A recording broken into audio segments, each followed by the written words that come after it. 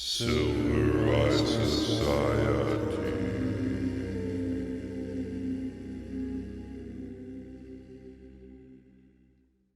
Welcome to the Silver Eye Society. It's a peasant radio episode. We're going to be discussing a place that I went to recently, both a city and a festival, Freedom Fest in Las Vegas. Both are things that I had never attended before, and both are things that speak to the state of our culture in different ways.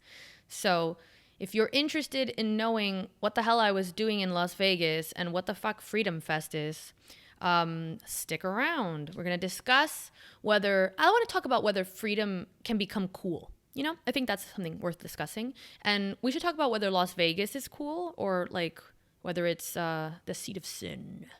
And you can ask me some questions. Justin A.W. Blair, co-host of the Silver Eye Society and our Peasant Radio episode interviewer, in a way. You can ask me some questions. So I told you to find Rand Paul or Ron Paul, I think. No, Rand Paul was there. Ron Paul, I don't know where he is ever. Well, I don't know what he does. You failed. And to tell him that a fellow Kentuckian, said hello. Did you do that or not? I didn't even see him. I'm not at that level yet that I can just go up to Rand Paul and be like, tell him a cryptic message without probably getting put on a watch list. So, okay. So this is I don't understand. You were a panelist at Freedom. Let's make this clear to everyone. You weren't just some plebeian running around Plebeian Fest. Plebeian Fest. Freedom Fest. And by the way, in a place called Freedom Fest, you probably ought to be able to walk up to one of your elected representatives and say hello in a non-aggressive manner and relay a message from a fellow Kentuckian. So you're right. You're right. Right. So you didn't do that. That's the first freedom failure, one might suggest. And then, I really felt like for someone of your stature, to be a panelist at a festival named after freedom, you were really a little bit light on the social media manipulation of the masses. You put up a couple pictures and that was it. Another freedom failure, one might suggest. But let's now move on to the successes of Freedom Fest. Maybe you could just tell myself and the viewers, what exactly is Freedom Fest? So Freedom Fest has actually been around for like more than 5 years, apparently. They have it in different places, though. It's essentially a conference, though it calls itself a fest. I brought the fest. Let's be honest. I brought the fest. I don't know what they were doing previously. I don't know how festive Freedom Fest was, but they do it's almost a week of different talks. So you have all these people giving talks and panels and Q&As, and you also have a bunch of booths, like a booth city where you can walk around and find all the different booths, which is really interesting because you'll have those weird, you'll have the whole spectrum of things. You'll have the pretty liberal type libertarian booths, selling freedom and cool shirts or whatever. And then you'll have the more old people, conservative-ish type libertarians that have those crazy golden eagle holding the Constitution statues, which I like them all. I like them both. I think those are tacky in a valuable way. And they had comedians this year. They're supposed to have Dave Smith, but he was sick. Not very Freedom Festy to miss Freedom Fest due to illness. And did they have now was this not overtly political, but my guess is that this was libertarian adjacent? Yeah. I don't know how overtly political it is, because in some ways it is pretty blatantly libertarian centric. But I don't think you have to call yourself a libertarian or pledge allegiance to the Libertarian Party to go. It's more just things that are liberty minded. So I like that. I think that there's something very unifying about keeping it value focused and as opposed to party focused, because you can bring a lot of different people together if you're talking about the value of freedom versus do you identify as a libertarian or not? So I spoke on 3 panels. I spoke on a panel called Free Speech is a Feminist Issue. I spoke on a panel about how visual art can promote ideas of freedom, and I spoke on a 3rd panel called Leaving the Left for Liberty, that's sponsored by this podcast by the same name that I think is also sponsored by Free the People, which is some kind of like liberty organization. I think they're a nonprofit. I don't know. And that was about leaving the left for liberty and creativity. So it's kind of like for artists. So then the question is, how many, because, I don't know the full roster of people there, but I looked briefly at it and I saw Rand Paul was there. Again, a failure on your part not to contact him on my behalf. But I saw some kind of libertarian type people, but were running under a Republican thing for various political seats. My question is, did you see any, and I'm asking this seriously because there were maybe 2, were there any people from the Democratic Party in the United States of America who endorsed freedom and wanted to be a part of Freedom Fest? Not that I know. Okay. I don't think when I looked at the roster of all the different speakers that I saw anyone that was running as a Democrat or like somehow affiliated with that party specifically. You have a lot of people that are kind of traditional liberals who have left what was once the traditional left or liberalism because of its illiberalism. And so now it just feels like libertarianism is kind of the safe haven for people that really are liberals and also actual libertarians. But I don't think they had any like actual left-leaning Democrat people there. I don't recall any such people. So now, briefly, just thinking through this from a kind of political mindset, right? So could we say that the Democratic Party in the United States of America has essentially jettisoned some of the kind of centrist-y, leftist type of people, free speech people? They've essentially managed to alienate them, but then in a great feat of either self-trickery or foolishness, they have now joined a party which has no chance of actually winning an election. I know that's a little harsh. I know all the libertarians are not going to like that analysis of it, right? But when you think about it, essentially because unfortunately we're in a 2-party system in this country. Not into it. I'm not for it. Not endorsing it. I think it's terrible. But that's the reality of the situation, right? So you have people that have been like, well, this party no longer is a place for me. I can't go over to the Republicans because they believe in rules and some traditional morality and things like that. So I can't do that. So now I'm going to join this other thing and vote for Joe Jorgensen or whatever that is, whatever that was. I think the candidate for the Libertarian Party, she was right? there. Was she rocking out? I didn't see her rock out, but I'm sure she was. So there's that aspect, but we don't have to get into it. Well, what the fuck are we supposed to do? Okay? What are they supposed to do? Okay, yeah, maybe they should stay in the Democratic Party, but I don't know if these politicians that are there were actually in the Democratic Party before. I think maybe it's different when you're talking about voters versus politicians, because there are politicians there, like Larry Sharp was there, and I did an interview with him. That was interesting. We can speak about that. Larry Sharp is an interesting figure. He likes to talk about philosophy a lot. Like, that's his thing. He's like a politician, but he wants to come at politics from the angle of philosophy, which I actually endorse.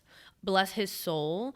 That is an ideal for having a politician, is someone that actually considers the concept of ethics and wants to discuss policy in terms of philosophy and logic, as opposed to like, they are evil and bad and I am going to save you, that type of rhetoric that is like garbage, typical politician shit. But I don't think he left the Democratic Party. You know, I think he's running as a libertarian because he probably couldn't get endorsed by the Democratic Party, right? Like, isn't that kind of a problem there? I think he's running as a Republican, actually. Oh, no, is maybe he? I think you're right. He may be running for Libertarian on the Libertarian ticket for governor of New York or something. Yeah, that's what it is. I think that's right. I believe. So, I mean, you know, that's that. Let me I need to do something first, okay, before I go on. And that is that I want to go ahead and just, because I'm going to get, so people are not going to be happy. I'm just going to go ahead and show my mouse pad, okay? It says don't tread on me. So don't. We just got blocked by YouTube. So just please keep that in mind, all right, while I briefly suggest something, a possibility. I can't wait.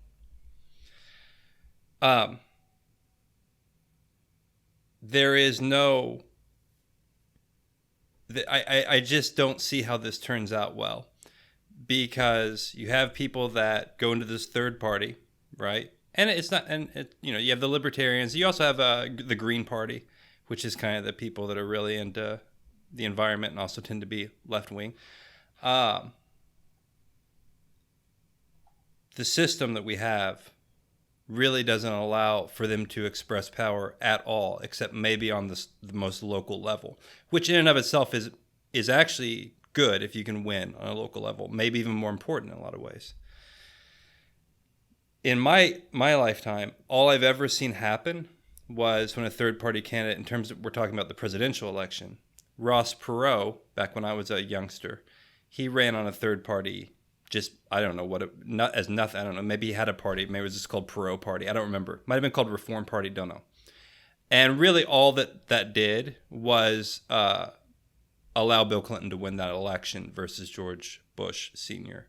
because he took votes away from people who couldn't vote for the Republicans, but also didn't want to vote for the Democrats, but the switchover was it would have been slightly more people that would have voted for Republicans, and so then they lost. Okay. And so if I were a Democratic strategist, let me just briefly put on my evil hat. Like I was an evil genius behind the scenes, all right? And I'm not suggesting this is the case. But if I were, perhaps encouraging membership into a third party which has no chance of winning a national election for the next 100 years, maybe 50, let's give them 50. Some figures.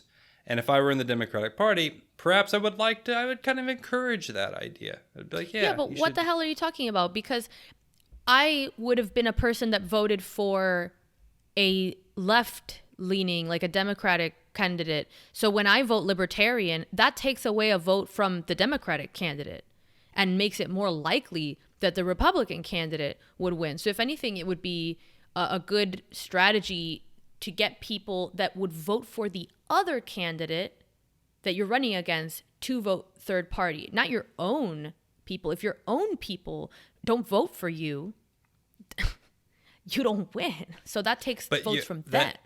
See, if you formulate yourself and still think of yourself, and that's fine if you do, no problem. If you still think of yourself as a likely Democrat voter in the year 2024, when maybe a second term for Joe Biden, if you're still thinking of yourself as that's the default vote position, then what you're saying makes sense.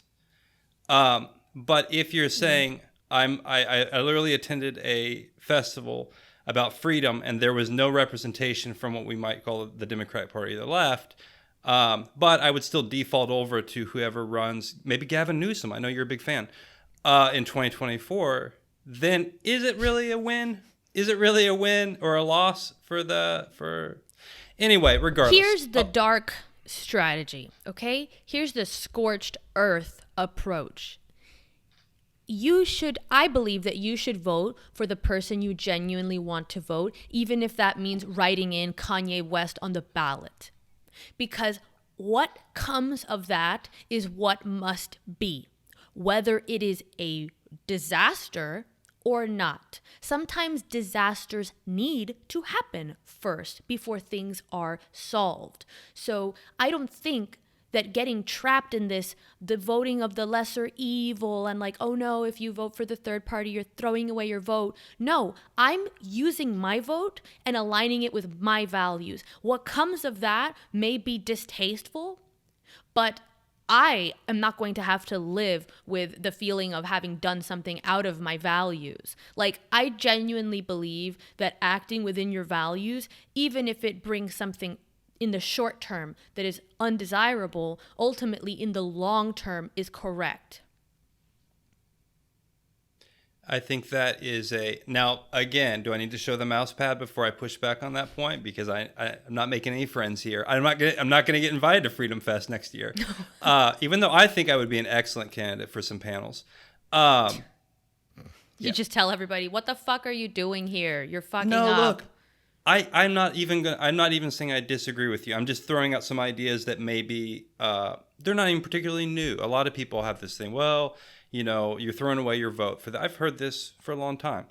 Unfortunately, it is factually the case in the current system. And there is an aspect of it which, and I'm not going to, there is a kind of self-righteous aspect to it. And not just people who vote for the Libertarian Party, but for the Green Party also, right? And I'm not saying it's wrong, but when you know that, why not, to some degree, it's just simply ineffectual. And it's ineffectual from the beginning. Now, that's not the case if you vote for a Libertarian judge in a local way or a Green Party person on a local level. Or whatever, you don't vote because you're voting for the person most likely to win. This is the thing that people always say, oh, but they're not going to win. Why? Because no one's going to vote for them? So you're not going to vote for them because no one else is going to vote for them? Like, no, that's not voting the is reason. not a game of like trying to bet on the horse that's most likely to win or something. That is literally what it is. No. And that's why it's probably become so corrupted, because people think of it like that and they trap themselves into the system because they say, well, I have to vote for someone that will actually win. No, you fucking don't. Like, you literally don't have to do that. You can write in Kanye West on the ballot, and that's your fucking right, and you should use it. And what comes of that is what comes of that. If that breaks the system, then so be it. The system deserves to break. Like, you need to use voting for what it is supposed to be, which is the person you think is most qualified and will do the best job, not the person that is most likely to win and is the lesser evil. This is not what voting is. We don't go to vote for it's the lesser of two evils election. It is to elect someone who will do a good job. Hence your ability to write shit in to begin with. You are supposed to be able to choose whoever you want. I think you should. I don't care what comes of it. That's not it. This is that kind of consequentialist shit or whatever, which you're supposed to do things based on the outcome that you get, as opposed to doing things based on your actual values and beliefs about what actions you should take. I don't think this is correct. I understand what you're saying on one level. I agree with what you're saying on one level. I'm certainly not telling anyone they shouldn't go vote for the Libertarian Party or the Green Party. I think they should. Everyone has a right to do that. There is a part on what you just said, though, which is, unfortunately, because we have the system we have, if writing in a candidate had any chance whatsoever of ever working in any possible reality, then I would say go for it. But this is a kind of romantic notion that is inevitably going to lead to defeat. Now, if you think that that's a good idea, then okay, keep on doing it. Again, not trying to put down the Freedom Fest. Call me for next year. But I'm just saying, and I'm not saying this was particularly politically about the Libertarian Party. I don't know. I just saw some speakers. Yeah, Rand Paul's a Republican. Rand Paul knows. He knows what he has to do. He's very libertarian minded, but he has to join one of the major parties in order to have a chance. And the reason this is not just because of the idea of an individual voter. The system itself is rigged against third parties because you have to get ballot access on all 50 states to even get on the ballot. And the Libertarians, I think, are on a lot of them. I'm not sure if they're on all 50 states or not. They weren't years ago when I was younger, as far as I know. This isn't as simple as this is a game to some degree. And it's a game that have rules that are not set up to be fair. It's not fair to people that want the Green Party. It's not fair to people that want the Libertarian Party. And we can ignore that and pretend and do the righteous thing. But it's inevitable what will happen. But beyond that, let's talk about Las Vegas a little bit. Wait a minute. Yeah, sure. Well, what do you suggest?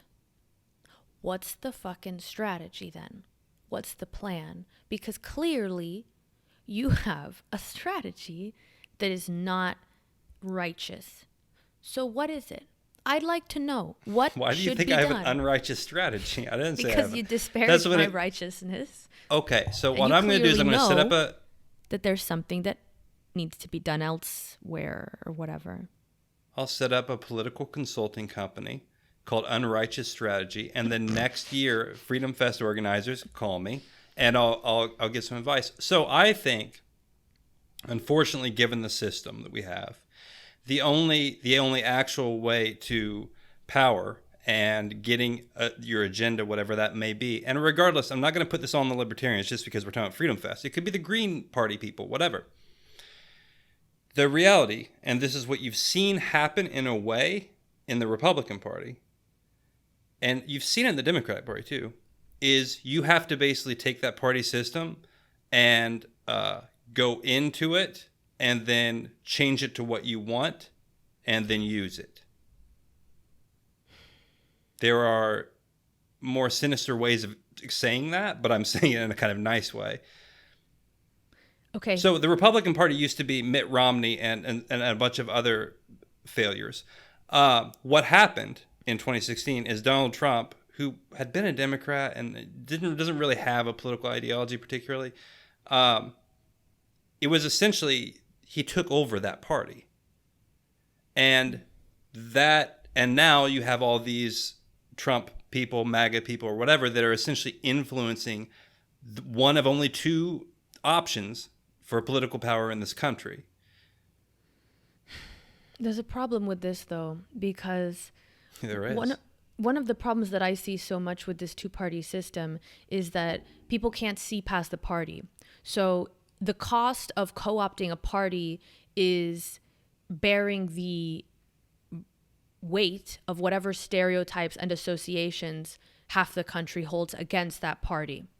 So if tomorrow I were to run for some like fairly notable office as a Republican, I would immediately have rolled out against me the anti-Republican playbook, even if I am not a Republican in any way or shape or form. Correct. And so, same thing with the Democrat Party. Yes. And so, and that tricks people. It's essentially like tricking them into, it's very tribal, actually.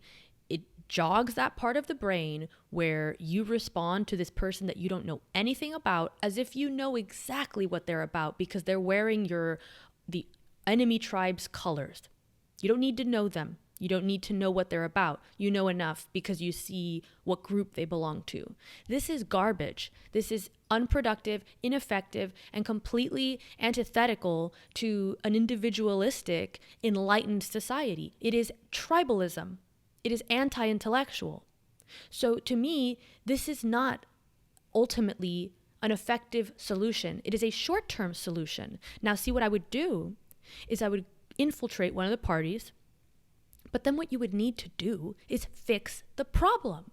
So you'd have to, in that position that you have now, hopefully you'd have the ability to somehow make it more feasible for people to run for office without having to filter into this two-party system. Two things briefly, and then we can move on to the fun Vegas stories. Parties change throughout history, even in America. And this is a common thing that Republicans will roll out as this kind of own thing versus Democrats, which is technically true, but there's an aspect of it that they don't say, which then makes it untrue. The Democratic Party in America used to be the party of the South and slavery. That's true. Abraham Lincoln was the first Republican president, right? But that was 150 years ago. The party then changed roughly around the time of Reagan, and there's a whole lot of history to why all this happened. And so what some Republicans will do, they'll do this little culture war move. They'll say, the Democratic Party was a party of slavery. Yes, it was in 1850, but that's no longer the case. And to say that's kind of, it's just a little argument. thing to say. It's a little thing to say, but fine. But there is a point here what I'm trying to make is that parties do change. The Republican Party of today, which is very much influenced by the Trump people, is not the party of Ronald Reagan or Gerald Ford or Abraham Lincoln. It's not. It's shifted into more of a working class, to some degree, rural party with the Trump people. So parties do change themselves, and then they have different, like when you said people come to this with an idea of the Republican Party, the Democratic Party, they do within like a 20-year kind of span of thinking about it. They don't think about it anymore as the Democratic Party actually being the party of secession and the slave, because that's not true anymore. So you can take a party and change it. Now, look, I would prefer that we lived in a world where we had an ability for third parties to actually, for people to do what you're saying, to express their actual belief. There should be no parties. You should be able to to run as an at individual. very first.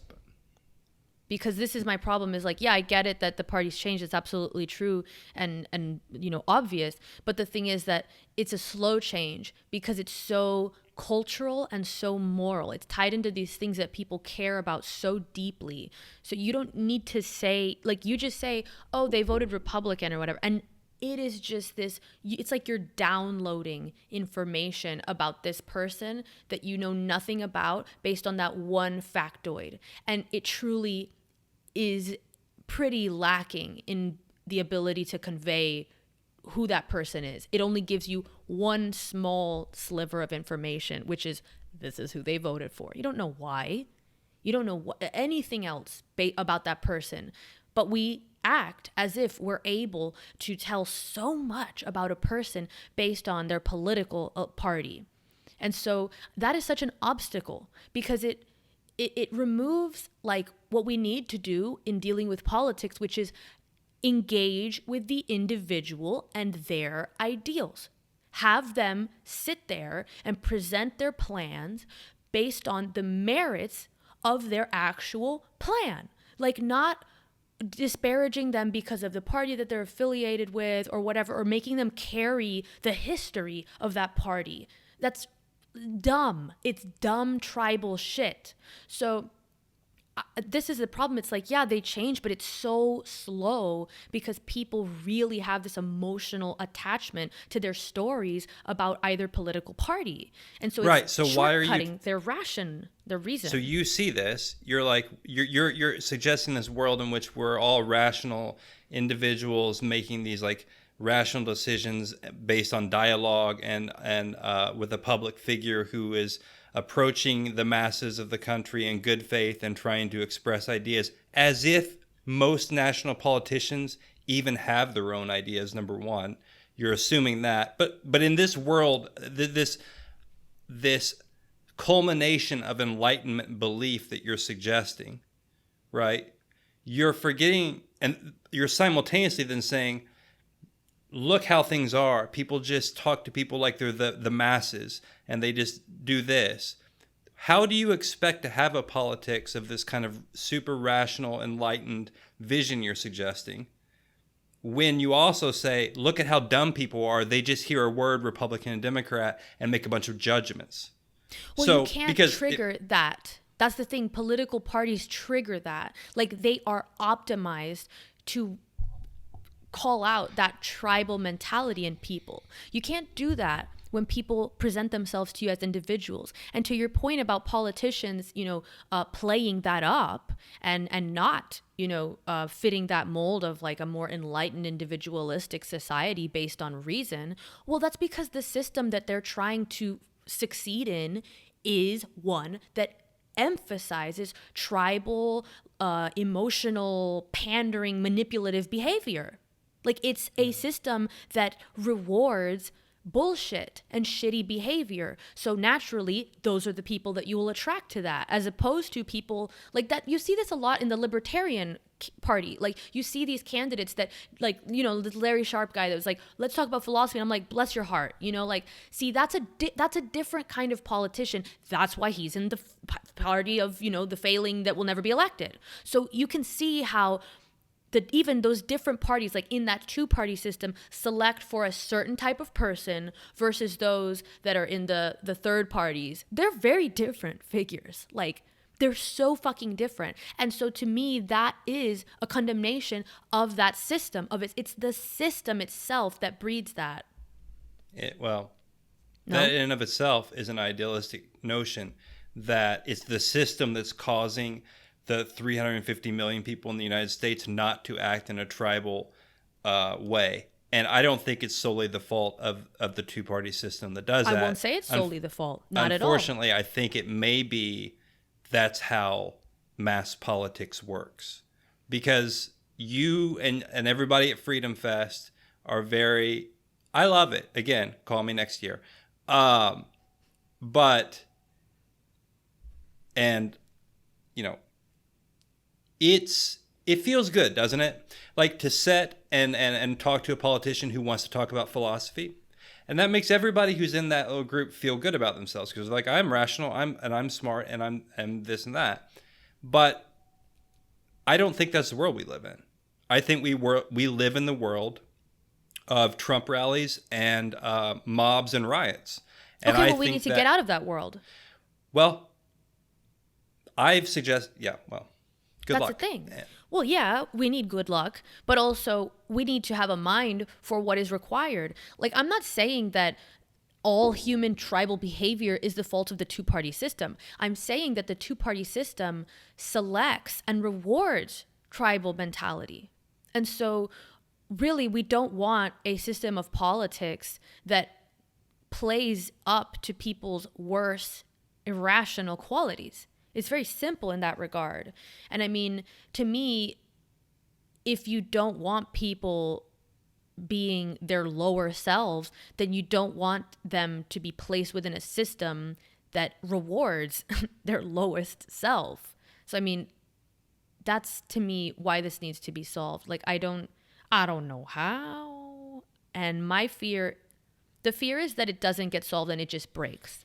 Like that it just fucking crumbles, which we're already seeing that. We are clearly seeing a system of politics at the highest level that does not select for competence, does not select for any of the kind of like meritocratic traits that you would want the leader of a country to have. It is like when you have a decrepit, ailing, incompetent, dishonest person in office of one of the most powerful countries in the world, you know that that system does not function in the way that it should. And if that's the case, and if that's your analysis of the result of the election of Joe Biden, then might I also suggest the system of voting for Libertarians in the year 2020 led to the same result. Because if I'm not mistaken, if the Libertarian vote in several swing states had have gone for the Republican Party, then you would have had Donald Trump instead of Joe Biden. Regardless of if you like that or not, that is the reality. And so both of these situations lead to that. Now, do I want Donald Trump? Like, that's I'm not saying to you me do. It wasn't that we had one amazing candidate running against one completely incompetent candidate. We had the bottom of the barrel for both sides of the barrel. That to me is the problem. You just had people voting against the other person. I think that's true, and I think that is a very bad situation. I'm not saying it isn't. And it's not the fault of the Libertarian Party. That's a short-term thing. It's like, but in the short term, you've allowed the election of a lesser person because you voted for the third. No. Stop blaming the people that have decided to refuse to participate in a bullshit charade of picking lesser garbage can. I'm not blaming it. It's 20 years ago, the Democrats did the same thing with the Green Party with Bush. They said, if these people hadn't have voted for Ralph Nader, then Bush would have lost Florida, and they blamed the Green Party. I'm not blaming Green Party people then or Libertarian Party people now. I am pointing out that both are factually correct. It's people's right to not vote for detestable people. Absolutely, and I endorse it. But it's also leads to, so far, certain scenarios. So...